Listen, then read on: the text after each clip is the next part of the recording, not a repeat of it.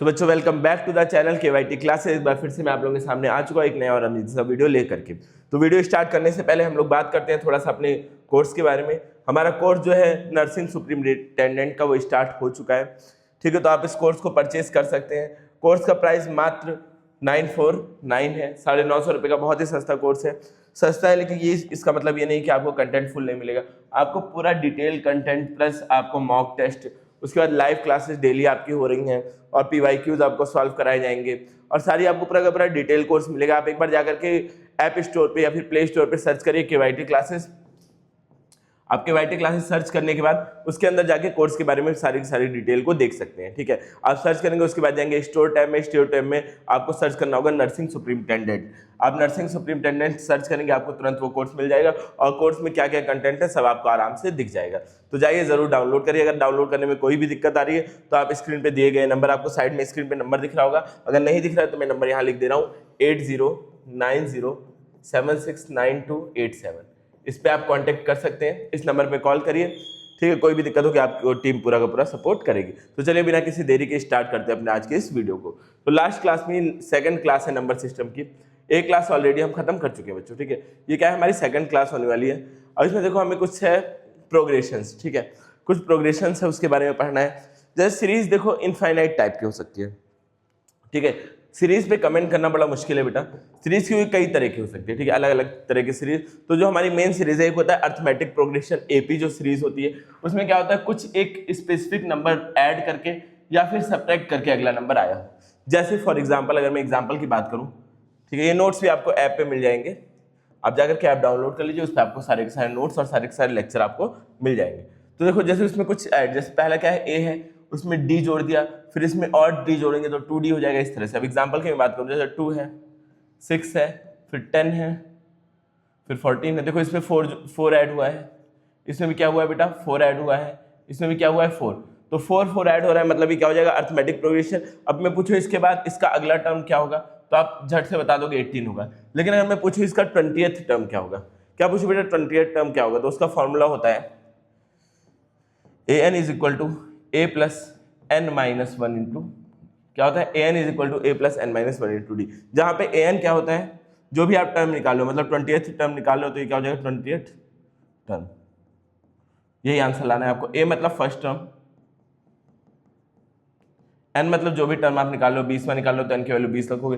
D मतलब common difference, मतलब क्या ऐड करके या फिर क्या सब्ट्रैक्ट करके आ रहा है। कॉमन डिफरेंस हमारा निकालने का तरीका है कि सेकंड वाले में से फर्स्ट वाले को माइनस कर दो, किन्हीं भी दो कॉन्सिक्यूटिव टर्म्स, मतलब लगातार टर्म्स को सब्ट्रैक्ट कर दो। 14 में से 10 भी कर सकते हो, 6 में से 2 भी, लेकिन आगे वाले में से पीछे वाला करना है। तो D की वैल्यू माइनस भी आ सकती है, प्लस भी आ सकती है, क्योंकि ये जो होता है सीक्वेंस वो पॉजिटिव भी हो सकता है और नेगेटिव भी हो सकता है। या तो कुछ चीजें सब्ट्रैक्ट करके आए, जैसे हमारा ऐसा भी सीक्वेंस बन सकता है। एक सेकंड में डोर खोल दो। सीक्वेंस हमारा ऐसा भी बन सकता है, कोई चीज सब्ट्रैक्ट करके आ रही हो, जैसे आपका दिया हुआ है 14, फिर दे दिया हमारा 10, फिर दे दिया हमारा 6। तो इसमें क्या हो रहा है बेटा -4 करके आ रही है, तो भी क्या होगा अर्थमेटिक प्रोग्रेशन होगा। ऐसे बोलते हैं ज्योमेट्रिक प्रोग्रेशन। इसमें क्या होता है कोई चीज मल्टीप्लाई करके आ रहा हो। इसमें क्या होता है बेटा कोई चीज मल्टीप्लाई करके आ रहा हो।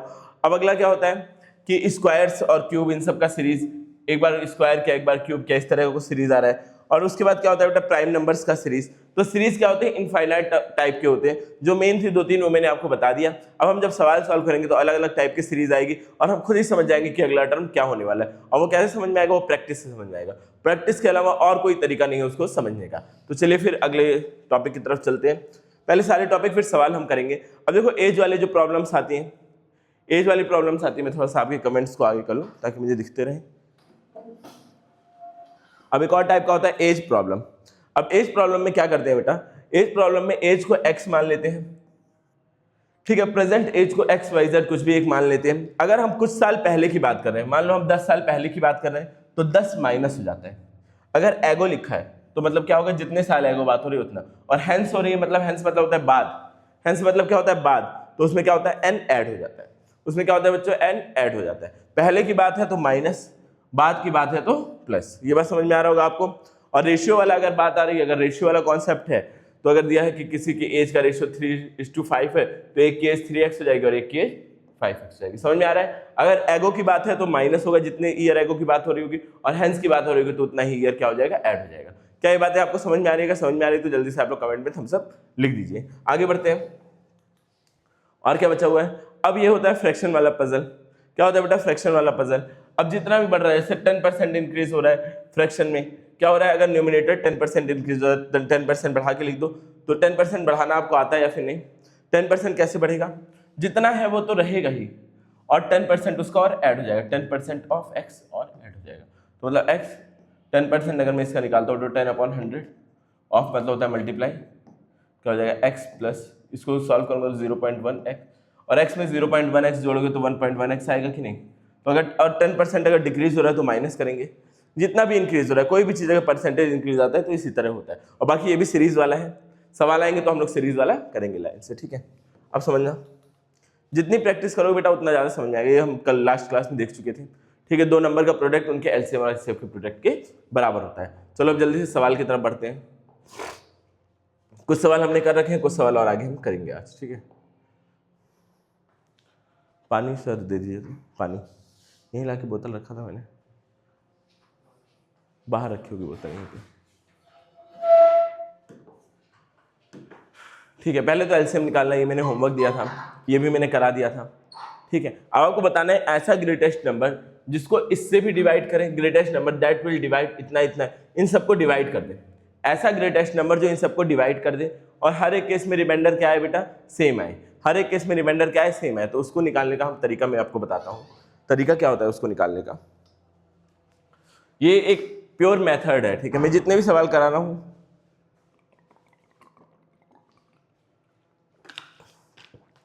उसमें एक यूनिक शॉर्टकट मेथड यूज होगा।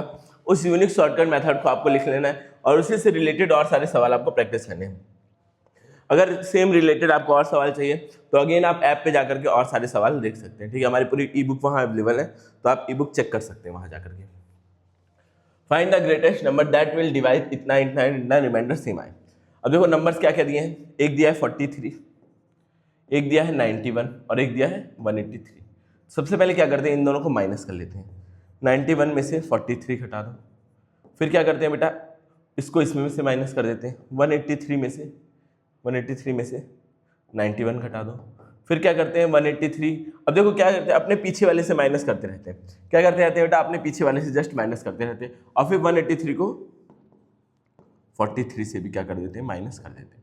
अब इन सबको जब माइनस करते हैं तो फिर माइनस करने के बाद जो भी आता है, जैसे अभी इन दोनों को माइनस करो 91 और 43 को, तो ये हो जाएगा 11, 11 में से 3 जाएगा, 4 8 बचेगा, ये हो जाएगा 48। क्या हो जाएगा बेटा, ये 48। अब इन दोनों को घटाओ, इन दोनों को घटाओ, सबको मतलब सबसे माइनस करना है, ठीक है? जैसे 43 इन दोनों से माइनस हुआ है, 91 भी इन दोनों से माइनस हुआ है, 183 भी इन दोनों से माइनस हुआ है, मतलब सब एक दूसरे से माइनस होने चाहिए। अब ये 48 हो गया, अब उसके बाद इन दोनों को हटा देते हैं, 183 और 91 को अगर माइनस करते हैं, 3 में से 1 गया, 2 बचेगा, 18 में से 9 गया, तो ये 92 हो जाएगा। अब ऐसे इन दोनों को भी कर देते हैं, 183 और 43, ये हो जाएगा 0, ये हो जाएगा 4, क्या हो जाएगा 140। अब जो भी आंसर आता है उन सबका निकाल लेते हैं एचसीएफ, और जो उन सबका एचसीएफ आता है वही क्या होता है, हमारा फाइनल आंसर। वही क्या होता है बच्चों, फाइनल आंसर। तो 48 का अगर मैं फैक्टर्स निकालूं, एचसीएफ निकालने का तरीका प्राइम फैक्टराइजेशन वाला अप्लाई करा, 2 to 4, 2 4 जाए, 2 1 2, 2 2 4, 2 6 12, 2 3 6 और 3 1 3। तो 48 के जो फैक्टर्स आएंगे वो क्या आएंगे, 1 2 3 4, 2 raised to the power 4 into 3 आ रहा है। और मैं अगर 92 के निकालूं फैक्टर्स, 2 4 जा 8, 2 1 जा 2 6 जा 12, सॉरी 2 2 जा 4, 2 3 जा 6, ऐसा कुछ आ रहा है क्या? हाँ ठीक है, क्या आ जाएगा ये 92 के जो फैक्टर्स आ रहे हैं, ये 23 से ही होगा। क्या है बेटा, 2 पे पावर 2 इंटू 23। फिर उसके बाद 140 के निकाल लो, तो 2 7 जा 235 टाइम्स जाएगा, फिर 5 7 जा और 7 बन जाए। तो अगर मैं करता हूँ 140 के फैक्टर्स लिखूंगा तो क्या क्या आएंगे, 2 पे पावर 2, 5 इंटू 7। अब देखते हैं क्या कॉमन है, सब में 2 कॉमन है, और 2 की पावर सबसे लोएस्ट कितनी है, 2 है, तो हमारा क्या हो जाएगा एचसीएफ। एचसीएफ क्या हो जाएगा, 2 पे पावर 2 विच इज 4। तो हमारा क्या आंसर होना चाहिए बेटा, 4। ए ऑप्शन क्या हो जाएगा करेक्ट। क्या ये बात थोड़ा थोड़ा समझ में आई? थोड़ा कि अगर थोड़ा नहीं समझ में आया तो मैं सबसे पहले आपको बताता हूँ, सबका डिफरेंस निकालो, जितने भी नंबर है आपस में सबका क्या कर लो बेटा, डिफरेंस कर लो, और जो डिफरेंस है उसका HCF निकालो, HCF क्या होगा, आंसर होगा। अगर सवाल में क्या पूछा है, ऐसा ग्रेटेस्ट नंबर जो इन सबको डिवाइड कर दे और हर एक केस में रिमाइंडर क्या है बेटा, सेम है, तो वो नंबर क्या होगा, 4 होगा। आई होप ये क्लियर होगा। अब आप कर भी वेरीफाई भी कर सकते हो सबसे डिवाइड करके, वैसे एग्जाम में ये करने की जरूरत नहीं है आपको, ठीक है, वेरीफाई करने की जरूरत नहीं है। अगला देखो, 3 बेल्स हैं, ठीक है, एक बेल बज रही है 12 के इंटरवल पे, एक बज रही है 15 और एक बज रही है 18, और इसमें लॉजिक समझना, डायरेक्ट सॉल्व करने का तरीका मैं बता सकता हूँ लेकिन लॉजिक समझ लो पहले। तो ये अगली बार कब बजेगी, 24 पे बजेगी, ये अगली बार कब बजेगी, 30 पे बजेगी, और ये अगली बार कब बजेगी, 18 दूनी 32, ये तो होता है 32 नहीं 18 टू जा, अरे यार इतना छोटी चीज अटक जाती कभी, 36 सॉरी, ठीक है, 18 टू जा क्या हो जाए 36, ये अगली बार कब बजेगी, 36 पे बजेगी, तो मतलब ऐसे ही फिर ये 24 के बाद 36 पे बजेगी, तो एक ऐसा नंबर फाइंड करना। अब ये देखो एक बार तो ऐसे बजनी साथ में, फिर उसके बाद 12 18 इस सब पे बजने बजी, तो अगली बार साथ में कितने बजे बजेंगी, एक बार तो साथ में कब बजी है, 9 बजे बजी है साथ में, फिर अगली बार कितने बजे बजेंगी, तो ऐसा कोई नंबर फाइंड करो जो 12 के टेबल में भी आता हो, मतलब ये वाली रिंग कब बज रही है, 12 के टेबल के हिसाब से बज रही है, 24 पे बज रही है, फिर 36 पे बज रही है, मतलब ये अकॉर्डिंग टू 12 के टेबल पे बज रही है, पहली बार 12 पे बजी, फिर 24 पे बजी, फिर 36 पे बजी, और ये 15 के टेबल के हिसाब से या 18 के टेबल के हिसाब से। अब ऐसा एक नंबर फाइंड कर लो जो 15 के टेबल में भी आता हो, 12 के टेबल में भी आता हो और 18 के टेबल में भी आता हो, तो ऐसा नंबर फाइंड करने का तरीका मैंने आपको बताया था, तभी तो दोनों सबके सब साथ में बजेंगे। तो ऐसा कोई नंबर फाइंड करो जो इन सबके टेबल में आता हो, यानी इन सबसे डिवाइड हो जाता हो, तभी एक साथ बजेंगे ये सब।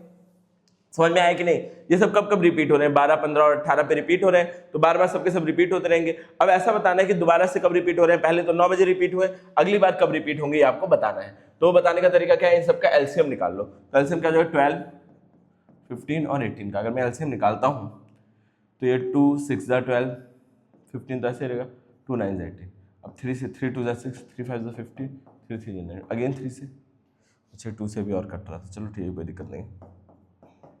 अब 2 से और 5 से तो क्या हो जाएगा, 5 2 10 3 2 6 6 3 18, मतलब ये एलसीएम कितना आ जाएगा, एलसीएम होता है ना, एलसीएम आ जाएगा 180। अब मतलब इससे पता क्या चला कि 180 मिनट बाद ये सबके सब कहाँ बजेंगे, साथ में बजेंगे। क्या पता चला इससे कि 180 मिनट बाद ये सबके सब साथ में बजेंगे। तो 180 मिनट बाद ये सब साथ में बज रहे हैं, तो हम क्या करेंगे बेटा, 180 मिनट बाद मतलब ये 9 बजे बजा है, तो 180 मिनट बाद कितना टाइम हो रहा होगा, तो 180 मिनट को अगर मैं हावर्स में चेंज करूं तो कितना हो जाएगा, ये 3, तो ये 3 घंटे बाद 7 बजे, 9 से 10 1 घंटा, 10 से 11 2 घंटे, 11 से 12 3 घंटा, मतलब ये साथ में कब बजेंगे, 12 PM पे। कब बजेंगे बेटा साथ में, 12 PM पे। समझ में आया कि नहीं। पहले देख लेंगे कॉमन फैक्टर क्या है इन सबका, सब एक साथ कब बजेंगे कैसे पता चलेगा, सबका कॉमन फैक्टर निकाल करके, और फिर उसका ये एनसीईआरटी का सवाल है, क्लास 10th के एनसीईआरटी में ये सवाल दिया हुआ है। आगे बढ़ते हैं अगले सवाल की तरफ, आगे बढ़ते हैं अपने अगले सवाल की तरफ। 40 सवाल हमें करने हैं पूरे, हर एक चैप्टर के हम 40 सवाल। अब देखो ये तरीका मैंने बताया था कि नहीं, ये निकालना मैंने सिखा रखा है। एलसीएम निकालना है आपको फ्रैक्शन का, कैसे निकालते हैं, कैसे निकालते हैं, फॉर्मूला याद होगा तो बताओ। फर्स्ट पार्ट में हमने सीखा था, ऐसे निकलता है कुछ इस तरह। क्या करो, जो भी ऊपर दिया हुआ है उसका एलसीएम निकालो, मतलब 2 4 और 5 का एलसीएम निकालो, और जो भी नीचे दिया उसका एचसीएफ निकालो। क्या दिया, 3 9 और 6 का। तो ऊपर वाले का अगर मैं एलसीएम निकालता हूँ क्या हो जाएगा, यहाँ साइड में निकाल लेते हैं 2 4 और 5 का। 2 शॉर्टकट में भी आप निकाल सकते हो अगर आपको आता है, मुझे यहाँ दिखाना है बच्चों को तो करना ही पड़ेगा। 5 2 10 20, क्या आ जाएगा, 20 आ जाएगा। और इसका अगर मैं एचसीएफ निकालूँ तो ये क्या हो जाएगा, 3 के फैक्टर्स 3 हो जाएंगे, 9 के फैक्टर क्या हो जाएंगे, 3 × 3 हो जाएगा, 6 का फैक्टर क्या हो जाएगा, 3 × 2 हो जाएगा। तो कॉमन क्या आ रहा है, 3 आ रहा है, तो मतलब ये क्या हो जाएगा 3। तो क्या आंसर आना चाहिए, 20/3। समझ आया कि नहीं। अगर एचसीएफ निकालने के लिए पूछ लिया तो क्या करते, ऊपर वाले का एचसीएफ निकालते, नीचे वाले का एलसीएम निकालते। तो ये कॉन्सेप्ट बच्चों आपको याद रखना है, और कॉन्सेप्ट याद रखने के लिए आपको पीडीएफ चाहिए, और वो पीडीएफ आपको मिल जाएगी, ठीक है। चलो आगे बढ़ते हैं।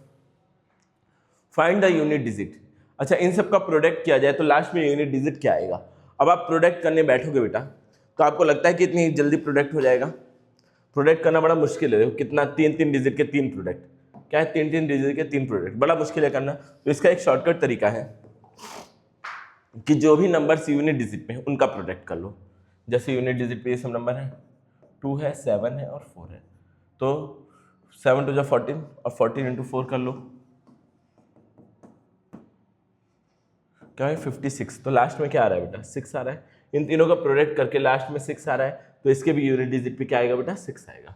ठीक है, तीनों का प्रोडक्ट करते जो भी लंबा लंबा दिया हुआ है उसके लास्ट यूनिट डिजिट का प्रोडक्ट करते, यूनिट डिजिट के प्रोडक्ट में जो भी यूनिट डिजिट पे आता है वही पूरे के प्रोडक्ट के यूनिट डिजिट पे आएगा। आई होप ये बातें आपको समझ में आ रही होंगी, शॉर्टकट तरीका ये। ठीक है, बाकी अगर मजदूरी करना है तो प्रोडक्ट करते रह जाओ। अब देखो ये बढ़िया सवाल है, 3 पे पावर 45, 3 पे पावर 45 के यूनिट डिजिट पे क्या आएगा। ठीक है, 3 के पावर 45 पे यूनिट डिजिट पे क्या आएगा। अब एक चीज साइकिल वाली थी, मैंने क्या कहा था साइकिल वाला बेटा बताऊंगा, तो लेकिन बताऊंगा क्वेश्चन के जरिए। ठीक है, अच्छा अब मैं अगर आपको निकालना चाहूँ 3 पे पावर जो 1 होती है उसकी वैल्यू क्या आती है 3 आती है। अगर मैं 3 की पावर 2 कर दूँ तो क्या आता है 9 आता है।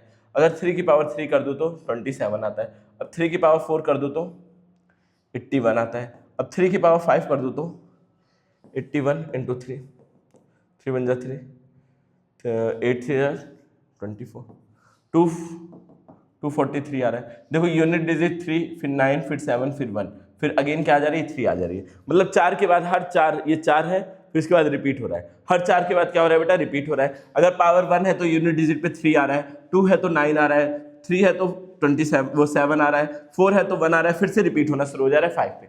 मतलब 4 तक तो सेम है, फिर से दोबारा रिपीट, मतलब एक बार 4 का साइकिल पूरा किया फिर रिपीट, एक बार फिर 4 का साइकिल पूरा किया फिर रिपीट। तो मुझे बताना है 3 पे पावर 45, तो 3 पे पावर 45 में पहले चेक करूंगा कितनी 4 की साइकिल रिपीट हो जा रही है। तो मैं क्या करूंगा बेटा 45 को डिवाइड कर लूंगा किससे 4 से। क्या करूंगा मतलब कितनी 4 की साइकिल रिपीट हो जा रही है। मान लो अगर मुझसे पूछा जाता कि अगर 3 पे पावर 6 है तो क्या आएगा, तो मैं देखूंगा 4 तक तो हो गया, फिर 2 और जोड़ना है, 2 और मतलब कि वापस से स्टार्टिंग से शुरू होगा 1 और 2, मतलब क्या आना चाहिए 9 आना चाहिए। वैसे मैं चेक करूंगा कितनी 4 की साइकिल इस पे कंप्लीट हो जा रही है। तो 4 की साइकिल कितनी कंप्लीट हो रही है उसके लिए मुझे करना पड़ेगा डिवाइड। तो अगर मैं डिवाइड करता हूँ 4 1 जा 4, 0 आ जाएगा, यहाँ 5 उधर जाएगा। तो देखो अगेन 4 1 जा 4, तो यहाँ क्या आएगा बेटा एलसीएम, वो रिमाइंडर 1 आ रहा है, मतलब 11 4 की साइकिल कंप्लीट हो जा रही है, कोई दिक्कत नहीं, यहाँ पहुंच गए हम वापस से। फिर क्या आ रहा है 1 और, मतलब एक और आगे जाना है हमें, 4 की साइकिल पूरा करने पे यहाँ पे पहुंच जाते हैं, फिर एक और आगे, मतलब क्या आना चाहिए बेटा 3 आना चाहिए। क्या आना चाहिए 3, थोड़ा थोड़ा समझ में आया। सबसे पहले देखो 4 4 के बाद रिपीट हो रही है चीजें, 4 4, तो मैं चेक करूंगा कितने 4 आ रहे हैं, फिर उसके बाद जो रिपीट हो रहा होगा, फिर उसके बाद जितना रिमाइंडर आएगा उतने नंबर पे आकर के रुक जाऊंगा। एक रिमाइंडर आ रहा है तो पहले पे रुक गया, 2 रिमाइंडर आ रहा है तो दूसरे पे, 3 आ रहा है तो तीसरे पे। अब शॉर्टकट कुल मिला जाए क्या करना है, जब भी इस तरह के सवाल आए 4 से डिवाइड करो, जो भी रिमाइंडर आ रहा है उतने नंबर पे आकर के रुक जाओ। 1 आ रहा था तो मैं क्या आ गया 3 पे पावर 1 पे आकर के रुक गया। आई होप ये चीजें थोड़ा थोड़ा समझ में आ रहे होंगे। 5 का कोई मतलब नहीं है, 4 की ही साइकिल बनती है। किसकी साइकिल बनती है 4 की।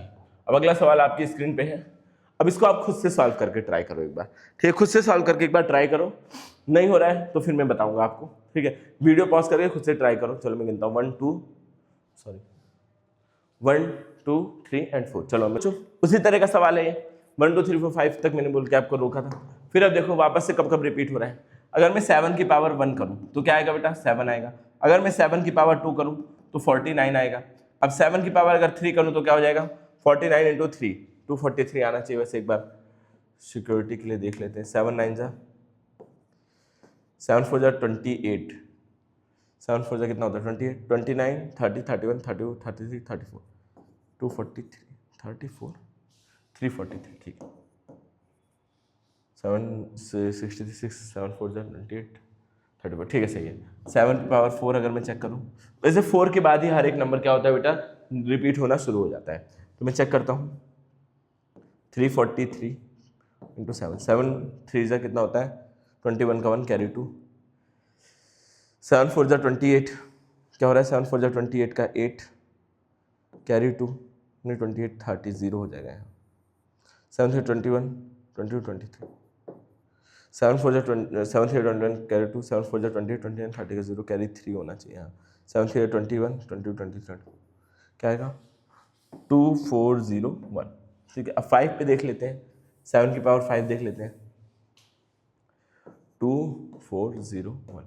अगर 7 की पावर 5 देखेंगे तो लास्ट में 7 ही आएगा, आपको पता चला होगा 1 से मल्टीप्लाई करेंगे 7 आएगा। तो इतना लंबा करने की जरूरत नहीं है। 4 के बाद क्या हो रहा है रिपीट हो रहा है। तो मैंने क्या बताया था तरीका, इसको करते हैं 4 से डिवाइड।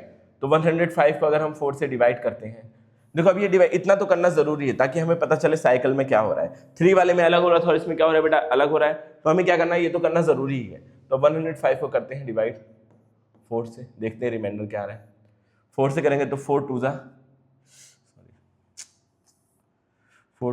8 हो जाएगा, 25 आ जाएगा। 4 6 नहीं, हाँ 4 6 24, क्या बचेगा, रिमाइंडर 1 बचेगा। रिमाइंडर 1 आ रहा है मतलब क्या आना चाहिए, 7 आना चाहिए। 1 पे हम जाके रोकेंगे तो मतलब क्या आना चाहिए, 7 आना चाहिए। पहला नंबर ये, फिर दूसरा नंबर ये, फिर तीसरा नंबर ये, फिर चौथा नंबर ये, ऐसे होता है। समझ में आया कि नहीं? ये भी सिंपल था, उसी तरह था, एकदम सेम टू सेम। उसी तरह था सेम कि नहीं था बताओ? उसी तरह था ना सेम। रिमोट कहाँ चला गया? एकदम सेम उसी तरह था। आगे बढ़ते हैं। अब देखो, अब इसमें पूछा है कि यूनिट डिजिट पे क्या आएगा। इसमें क्या पूछा है बेटा, यूनिट डिजिट पे क्या आएगा। समझ में आ रहा है? इस पे क्या आएगा यूनिट डिजिट पे, एक बार पॉज करके सॉल्व करने की कोशिश करो। 1 2 3 4 में गिन रहा हूँ, आप लोग सॉल्व करने की कोशिश करो। एक बार पॉज करके जल्दी से पॉज करो और सॉल्व करने की कोशिश करो इसको जल्दी। ठीक है, चलो मैं सॉल्व करके दिखाता हूँ। ठीक है। अब देखो, ये इतना बड़ा नंबर है, इसका रेपिटेशन फाइंड करना बड़ा मुश्किल है। क्या है बेटा, इसका रेपिटेशन फाइंड करना बड़ा मुश्किल है। तो इस पूरे का तो हम नहीं फाइंड कर सकते हैं, तो हम क्या करते हैं बेटा, इस बस का लास्ट डिजिट का देख लेते हैं। जैसे ये 4 है तो 4 पे पावर 1 क्या होता है, 4 होता है। 4 पे पावर अगर 2 की बात करूं तो क्या होता है, 16। 4 पे पावर अगर 3 की बात करूं तो होता है 64।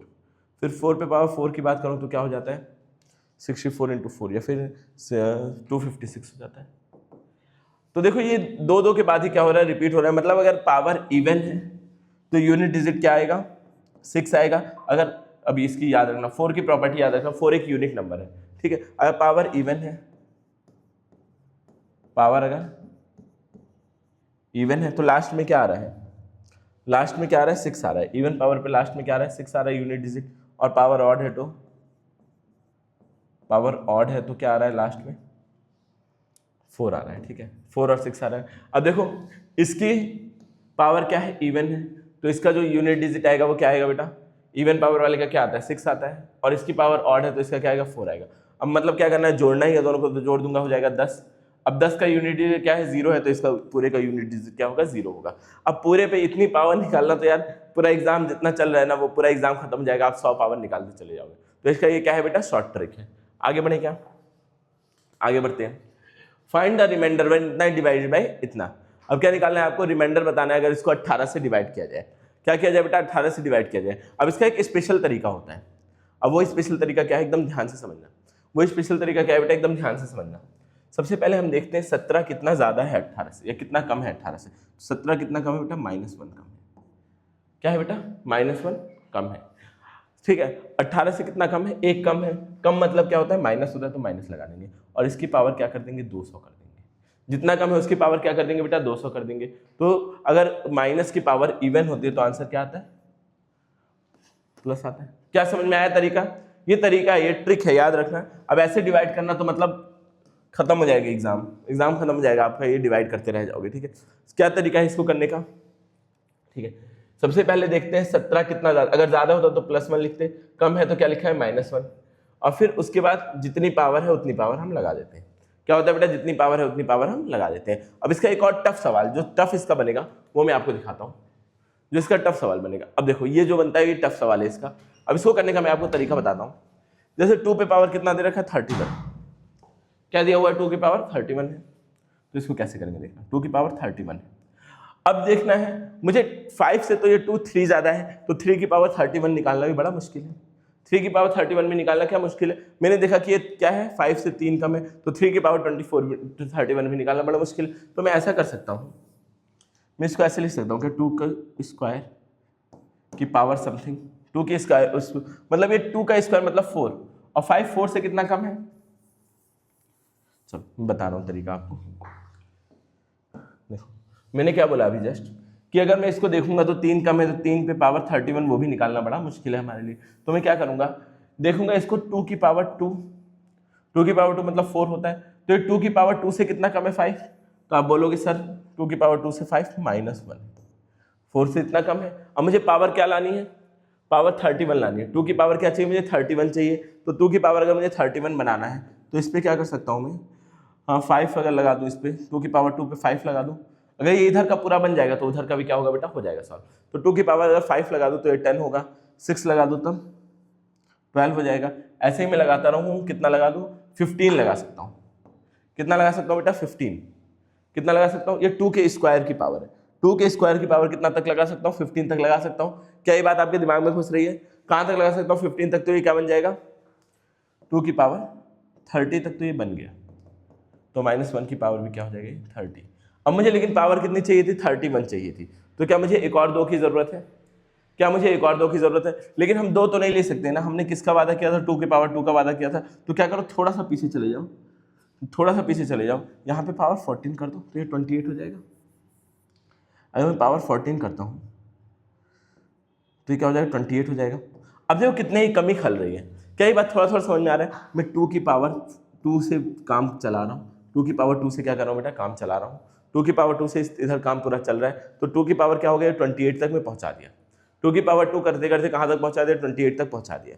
अब कितने ही कमी है यहाँ 31 बनाने में, 2 की पावर 3 की कमी है। तो मैंने अगर इधर 2 की पावर 3 से मल्टीप्लाई किया है तो इधर भी क्या करना पड़ेगा बेटा, 2 की पावर 3 से मल्टीप्लाई करना ही पड़ेगा। अब यहाँ देखिएगा, ये तो पूरा बन गया 2 की पावर 31, तो इधर क्या हो जाएगा, -1 × 8। क्या हो जाएगा, -1 × 8 मतलब क्या आंसर आना चाहिए, -8 मतलब क्या आंसर आना चाहिए। अच्छा ये थोड़ा सा गड़बड़ हो गया है, थोड़ा सा, एक सेकेंड मैं इसको सही कर देता हूँ, एक मिनट में इसको सही कर देता हूँ। देखो 2 की पावर 2 था, तो मैं यहाँ पे क्या लिख सकता हूँ, 2 की पावर 2 का पावर 15, चलो 15 निकल लेते हैं। तो ये वहाँ यहाँ पे भी क्या हो जाएगा, -1 की पावर 15, तो ये क्या हो जाएगा बेटा, 2 की पावर 30। ठीक है, यहाँ पे भी क्या आ गया, -1 की पावर 15। अब देखो 31 है तो यहाँ पे एक 2 की कमी है, तो इधर भी क्या करूँगा, 2 से मल्टीप्लाई कर दूंगा, तो ये 2 की पावर 31 हो गया, 2 की पावर 31 हो गया। और ये क्या हो जाएगा, -1 × 2 मतलब कि क्या आंसर आना चाहिए, 2 मतलब 2 ऑप्शन क्या हो जाएगा, करेक्ट हो जाएगा। 2 ऑप्शन क्या हो जाएगा बेटा, करेक्ट हो जाएगा। आई होप ये थोड़ा थोड़ा आपको समझ में आया होगा। अब देखो इसी से रिलेटेड और सवाल देख लेते हैं, इससे रिलेटेड और सवाल देख लेते हैं तो आपको कॉन्सेप्ट और क्लियर हो जाएगा। थोड़ा सा अलग है, चलो इसमें दिया नहीं है ऐसा सवाल। अच्छा अगले सवाल की तरफ अगर हम बढ़े तो देखना, ध्यान देना। अगला सवाल क्या है, a positive integer n is divided by 7। अगर 7 से डिवाइड कर रहे हैं n को तो रिमाइंडर क्या आ रहा है बेटा, 2 आ रहा है। तो मैं इसको ऐसे लिख सकता हूँ क्या, अगर रिमाइंडर 2 आ रहा है तो 2x, ऐसे लिख सकता हूँ ना, रिमाइंडर 2 आ रहा है 7 से डिवाइड करने में, तो जो नंबर होगा, जो नंबर हमारा क्या है, इफ n नंबर है, n को ऐसे लिख सकता हूँ क्या, 7x + 2। अरे डिवाइड करने में रिमाइंडर क्या आ रहा है, 7 से 2 आ रहा है, तो 7 से पूरा डिवाइड हो जा रहा है, 7 का मल्टीपल होना चाहिए और उसमें उससे 2 ज़्यादा होना चाहिए। तो 7 के मल्टीपल को क्या लिखूंगा, 7x, और रिमाइंडर 2 आ रहा है मतलब 2 ज़्यादा होना चाहिए। तो अब पूछा है कि अगर 3n से 7 को डिवाइड किया जाए क्या होगा, 3n मतलब 3 से मल्टीप्लाई होना चाहिए, तो 3n = इसको भी 3 से मल्टीप्लाई करना पड़ेगा, तो ये क्या हो जाएगा, 3n = 21x + 6। तो अब ये भी पूरा का पूरा 7 का मल्टीपल है, तो रिमाइंडर क्या आ रहा है, लास्ट में 6 आ रहा है, तो आंसर क्या हो जाएगा बेटा, 6 हो जाएगा। आंसर क्या हो जाएगा, 6 हो जाएगा। आई होप ये भी आपको समझ में आया होगा। आगे बढ़े, 10-12 सवाल और हैं, जल्दी जल्दी खत्म करते हैं। ये सब तो सिंपल सिंपल सवाल है। Find the sum of 2 numbers, the sum of 2 numbers is 25। 2 number का सम 25 है, डिफरेंस 13 है, तो दोनों का प्रोडक्ट बनाना है। तो मान लो let one number be x and another number. अब अगर हम एग्जाम देते बोर्ड तो हम लिखते भी, लेकिन हम ऐसे लिख लेते हैं डायरेक्ट ही, x + y = क्या है बेटा, 25 है, और डिफरेंस दोनों का क्या है, 13 है। तो अब क्या करो, अरे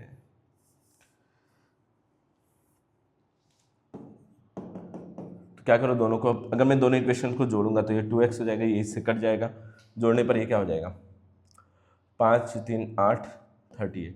तो x = क्या आ जाएगा, 38/2। तो 2 1 = 2, 2 1 = 2, 2 9 = 18। तो x की वैल्यू क्या आ जाएगी, 19। एक नंबर हो जाएगा 19।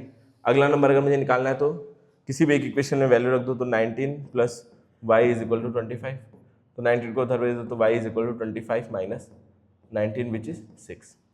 तो नंबर क्या हो जाएगा, एक हो गया 19 और एक हो गया 6। अगर मल्टीप्लाई करते हैं, 9 6 कितना होता है, 9 6 कितना होता है, 54 का 4, कैरी 5 6 1 6, 7 8 9 10 11, क्या जाएगा 114। आंसर क्या हो जाएगा बेटा, 114। सिंपल है, लीनियर इक्वेशन इन 2 वेरिएबल का सवाल है। किस सवाल है, लीनियर इक्वेशन इन 2 वेरिएबल का।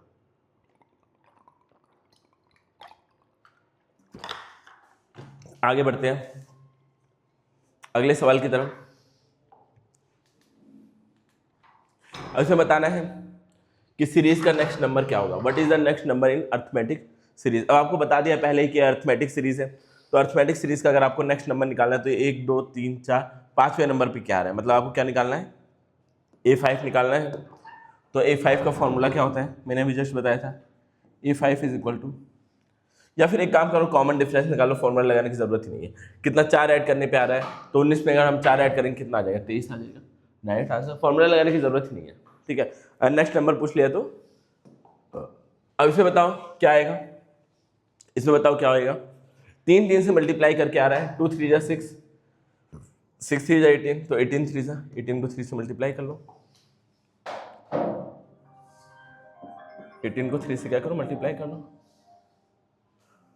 एक सेकंड कॉल आ गया अम्मी का, हाँ कर लीजिए, ठीक है।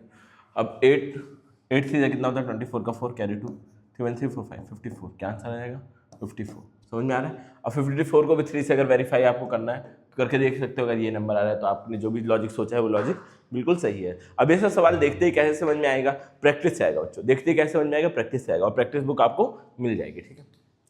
आगे बढ़े, ये तो हो गया खत्म, 10 सवाल और हैं आखिर के 10 सवाल और हैं, उनको कर लेते हैं जल्दी से खत्म, वो खत्म हो जाएगा फिर हमारा पूरा खत्म, ठीक है, फिर हमारा चैप्टर पूरा खत्म हो जाएगा। आगे बढ़ते हैं, देखो ये 35 से कैसे आ गया, क्वेश्चन नंबर 1 से चाहिए ना, 31 से, ठीक है, 30 तक हमने कर लिया था। अब इसमें बताना है मिसिंग नंबर क्या है, इसमें बताना है मिसिंग नंबर क्या है। अब देखो कुछ दिख रहा है आपको, क्या हो गया, थोड़ा अब दिमाग लगाना पड़ेगा, ठीक है, अपनी सोच को अच्छा करना पड़ेगा, गंदी सोच से काम नहीं चलेगा यहाँ। देखो कैसे होगा ये, 1 4 9 16 और 25 है, तो क्या ये सबका स्क्वायर है, 1 का स्क्वायर 1 हो गया, फिर ये 2 का स्क्वायर है, फिर ये 3 का स्क्वायर है, फिर ये 4 का, फिर ये 5 का, तो अगला क्या होना चाहिए, 6 का स्क्वायर विच इज 36, ठीक है, क्या आना चाहिए, 36 आना चाहिए। क्लियर, एकदम सिंपल सवाल था। आगे बढ़ते अगले सवाल की तरफ। देखो अब बताना है अगला नंबर क्या आएगा सीक्वेंस में, ये बताना है आपको। अब देखो 2 में कितना जोड़ने पर 5 आ रहा है, 3 जोड़ने पर आ रहा है, इसमें कितना जोड़ने पर 10 आ रहा है, 5 जोड़ने पर आ रहा है, इसमें 7 जुड़ रहा है, फिर इसमें क्या जुड़ रहा होगा, फिर इसमें 9 जुड़ जा रहा है। तो मतलब आपको देख के पता चल रहा है सारे के सारे ऑड नंबर्स ऐड हो रहे हैं। लाइन से क्या हो रहा है बेटा, सारे के सारे ऑड नंबर्स ऐड हो रहे हैं। तो 3 जुड़ा, फिर 4, फिर 5 जुड़ा, फिर 9 जुड़ा, तो अब क्या अगला ऑड नंबर क्या होता है, 11। तो अब क्या जुड़ना चाहिए, 11 जुड़ना चाहिए, मतलब क्या आंसर आना चाहिए 37। समझ में आया कि नहीं। अगला क्या जोड़ना चाहिए, ऐसे चेक कर लिया करो, जोड़ के घटा के आगे वाला नंबर कैसे आ रहा है, तो कुछ ना कुछ पैटर्न बन रहा होगा, तो आपको समझ में आ जाएंगी चीजें, ठीक है। आगे बढ़े, ठीक है। What is the next number, ये भी सीरीज वाला सवाल है। अब आपको बताना है अगला नंबर क्या, मतलब क्या बताना है, which number does not belong to the series, कौन सा नंबर सीरीज से बिलोंग नहीं कर रहा है। देखो अब कुछ पैटर्न पकड़ो, 8 क्या है, एक परफेक्ट क्यूब है, 27 क्या है, वो भी परफेक्ट क्यूब है, 64 भी क्या है, परफेक्ट क्यूब है, लेकिन ये 100 तो परफेक्ट क्यूब नहीं है, तो परफेक्ट स्क्वायर है, तो हमारा आंसर क्या हो जाएगा, 100 हो जाएगा। 125 भी क्यूब है, ये भी क्यूब है, तो मतलब 100 क्या है, क्यूब नहीं है, तो इसलिए आंसर क्या हो जाएगा, सबके सब क्यूब है, बस एक क्यूब नहीं है, तो मतलब यही क्या है, गद्दार है। हाँ अब ये देखो, ये आ गया एज वाली क्वेश्चन, क्या आ गया, age related question. A father is 3 time old as his son, father क्या है, अपने बेटे से 3 गुना ज्यादा है। After 15 year he will be twice as old as his son, वो अपने बेटे का क्या हो जाएगा। तो आप क्या करो बेटा, क्या करो आप लोग, a father is 3 time as old as his son, ठीक है, अपने बेटे का क्या है, 3 टाइम है, तो अगर मैं फादर की एज एक्स मानूं, लेट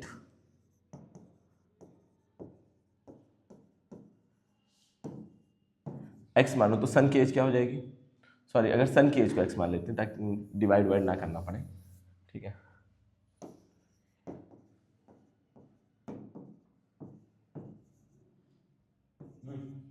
सन की एज को क्या मान लेते हैं, एक्स मान लेते हैं, हाँ थोड़ी देर पहले आया नोटिफिकेशन, ठीक है, एक्स मान लेते हैं, कॉन्ग्रेचुलेशंस। और तो फादर की एज क्या हो जाएगी,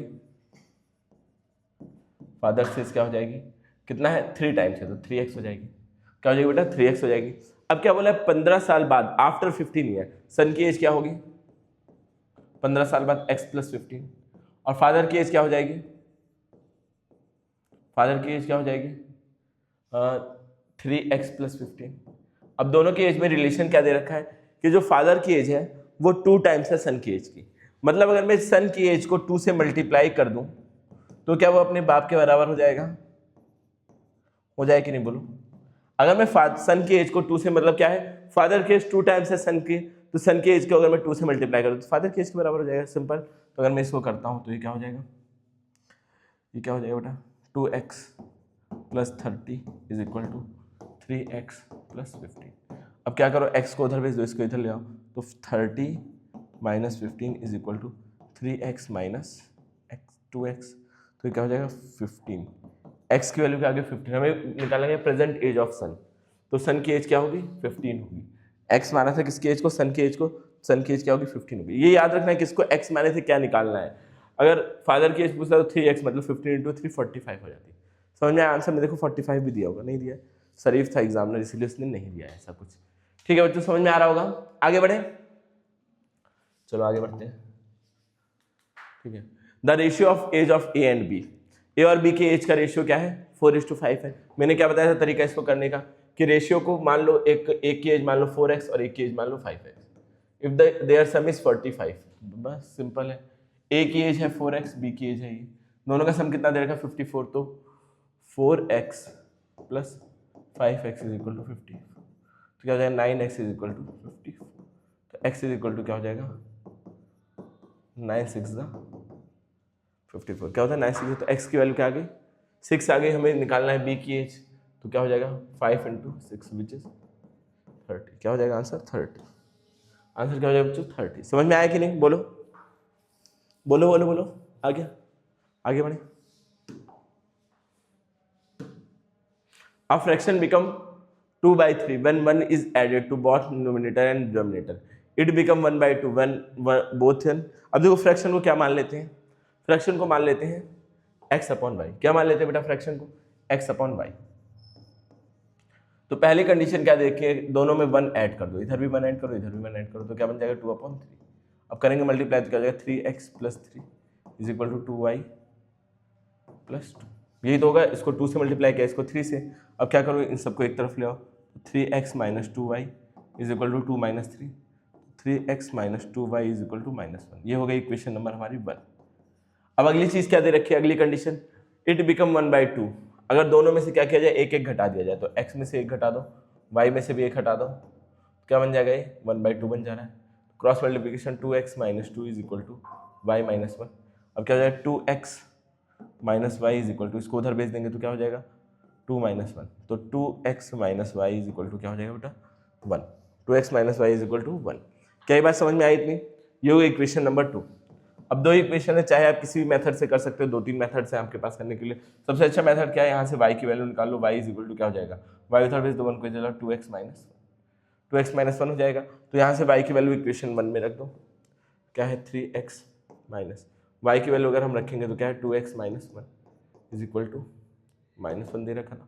समझ में आया कि नहीं, y की वैल्यू क्या किया बेटा, मैंने यहाँ पे पहले इसको पहली कंडीशन से सॉल्व किया, दूसरी कंडीशन से y की वैल्यू निकाल के ला के यहाँ रख दिया, क्या हो जाएगा 3x, अंदर मल्टीप्लाई करेंगे तो -4x plus 2 is equal to -1। अब 3 में से 4 जाएगा -x बचेगा, 2 को उधर भेज देते हैं तो -1 और -2, तो -x इज इक्वल टू -3, ये कट जाएगा, x की वैल्यू क्या आ जाएगी 3 आ जाएगी, x की वैल्यू क्या आ जाएगी 3 आ जाएगी। ठीक है, मतलब ये दोनों ऑप्शन तो नहीं होंगे, यही इन्हीं दोनों में से कोई एक सही होगा। अब x की वैल्यू आ गई, x की वैल्यू किसी भी एक इक्वेशन में ले जाके रख दो।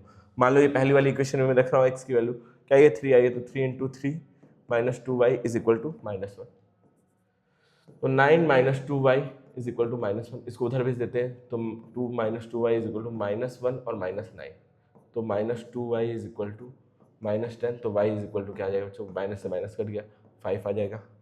तो क्या आना चाहिए 3/5, 3/5 कौन सा ऑप्शन है, सी ऑप्शन, सी हमारा क्या है करेक्ट है। अब जो भी सवाल आपको समझ में नहीं आया है कमेंट सेक्शन में लिख देना, मैं उस सवाल को रिपीट कर दूंगा दोबारा से। ठीक है, उस सवाल को दोबारा से क्या करूंगा बेटा, रिपीट कर दूंगा। आगे बढ़े, अगले सवाल की तरफ चलते हैं। If 1/3 of a number is 15 less than half of the same number, अगर किसी नंबर का 1/3 लो तो क्या वो 15 कम है उसी नंबर के हाफ से।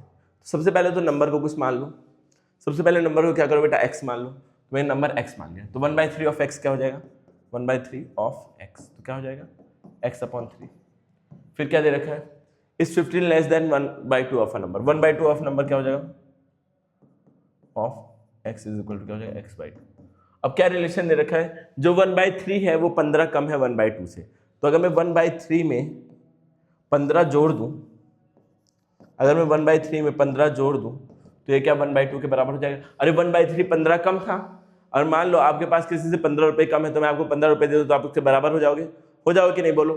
तो मैंने क्या किया, ये 1/3 15 कम था तो इसको मैंने 15 क्या किया, दे दिया। अब देखो सॉल्व करना शुरू करो। अब अगर मैं सॉल्व करता हूँ, 15 इसको मैंने दे दिया है, अब मैं अगर सॉल्व करूँ, इसको इधर ले आऊँ, इसको इधर ले आऊँ, उसको उधर भेज देता हूँ, तो x/2 इज इक्वल टू -1 -15। अब इसको सॉल्व करूँगा तो क्या हो जाएगा, 2x - 3x upon 6, cross multiplication, इसका मल्टीप्लाई इसमें, इसका मल्टीप्लाई इसमें, इज इक्वल टू -15। सॉरी क्या मैं कर रहा हूँ भाई, देखो 2x - 3x is equal to 6 -15। अब करो मल्टीप्लाई, तो ये क्या हो जाएगा, -x, और 6 को उधर भेज देते हैं, -15 इंटू 6, तो -x इज इक्वल टू 6, 30 का 0 कैरी 3, 6 में 6 7 8 9 90, -90 आ जाएगा, ये कट जाएगा, तो आंसर क्या हो जाएगा बेटा, 90 हो जाएगा। आंसर क्या हो जाएगा, 90। समझ में आया कि नहीं, समझ आया कि नहीं। बस फिर प्योर कैलकुलेशन है, लॉजिक आपके समझ में आना चाहिए। फिर उसके बाद क्या है बेटा, प्योर कैलकुलेशन, फिर उसमें रुकने की जरूरत नहीं है, फिर आप कैलकुलेट करते रहो, मेथड बस सही रखना, मेथड सही रखोगे आंसर आपका आना ही आना है। ठीक है, अब आगे बढ़ते हैं। 38 क्या दिया हुआ है, सम ऑफ 2 डिजिट नंबर इज 9। और 2 डिजिट नंबर वाला जो कंडीशन होता है ना, sum of digits of 2 digit number, तो आपको इसमें नंबर बनाना आना चाहिए। तो 2 digit number, formation of 2 digit number आपको पता होना चाहिए। मैं यहाँ पे लिख देता हूँ छोटा छोटा, फॉर्मेशन ऑफ 2 डिजिट नंबर। ठीक है, फॉर्मूला होता है उसका, फॉर्मेशन ऑफ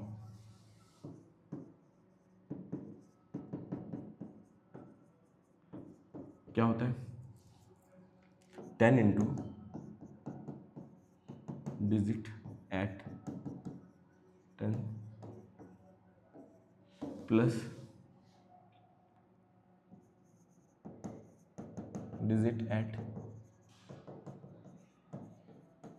अच्छा, ये तो अब समझ में आ रहा होगा सबको कि जैसे 42 है तो ये कैसे बना होगा, 44 में 10 से मल्टीप्लाई प्लस 2, यही तो लिखा है मैंने फॉर्मूले में, कुछ नया तो लिखा नहीं है, कुछ नया अलग से तो लिखा नहीं है। अब यहाँ देखिएगा, sum of digits of 2 digit number, तो मैं मान लेता हूँ जो टेंस पे है उसको x मान लेता हूँ, जो यूनिट पे है या फिर वंस पे है उसको y मान लेता हूँ। तो जो हमारा नंबर होगा, नंबर क्या हो जाएगा बच्चों, 10x प्लस वाई। क्या हो जाएगा नंबर, 10x प्लस वाई। अब क्या दे रखा है, सम ऑफ डिजिट, अगर दोनों को मैं जोड़ूं डिजिट को, x प्लस वाई को अगर जोड़ूं तो क्या आ रहा है, 9 आ रहा है। फिर उसके बाद क्या दे रखा है, इफ 27 इज एडेड, अगर नंबर में 27 जोड़ दूं, ये तो पहली कंडीशन से बन गई, पहली इक्वेशन।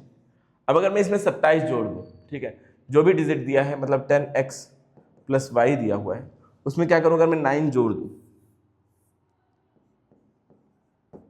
अगर मैं 9 जोड़ दूं, क्या करूं बेटा, 9 जोड़ दूं, तो डिजिट रिवर्स हो जा रहे हैं। रिवर्स होने का मतलब क्या है, जो वंस पे है वो टेंस पे आ जा रहा है, मतलब जो y था वंस पे वो टेंस पे आ गया, और जो टेंस पे था वो क्या आ गया, वंस पे आ गया।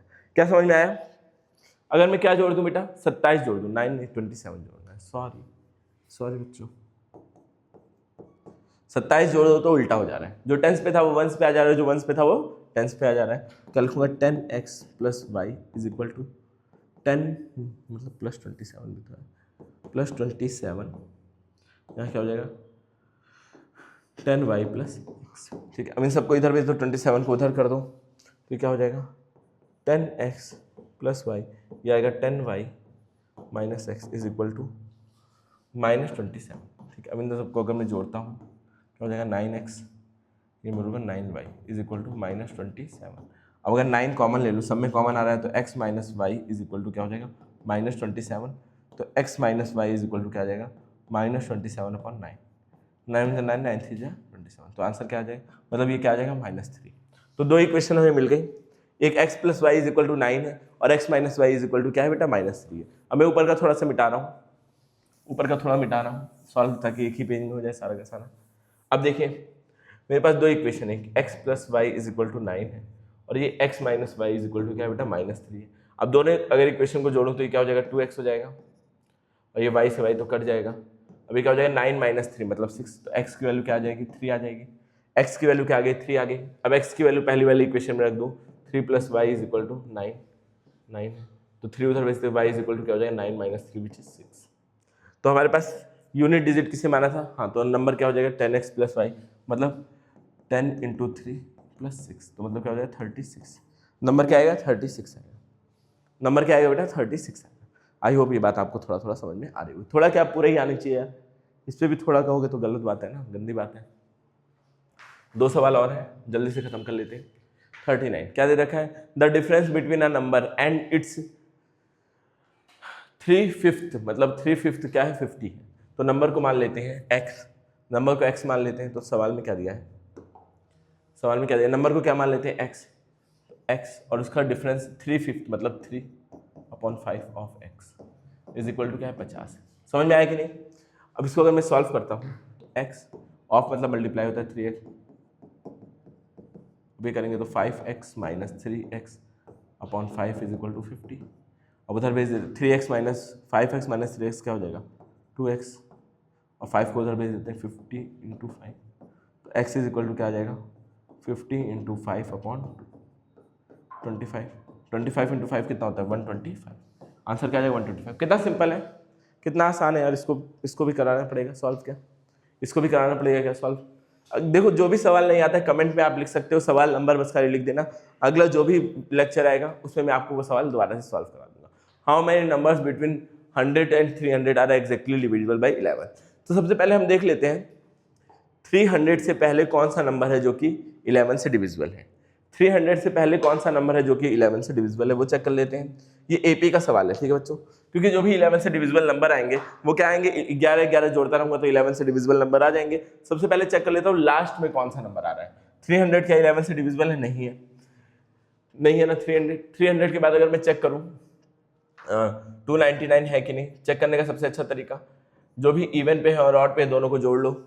ये ऑड पे है 9 + 1 क्या हो 9 + 2 क्या हो जाएगा 11, 11 माइनस 9 कितना होता है 9, नहीं होगा ना, 9 में से 11 9 10 11 10 11 मतलब 2 आ रहा है, ये तो नहीं हो सकता है।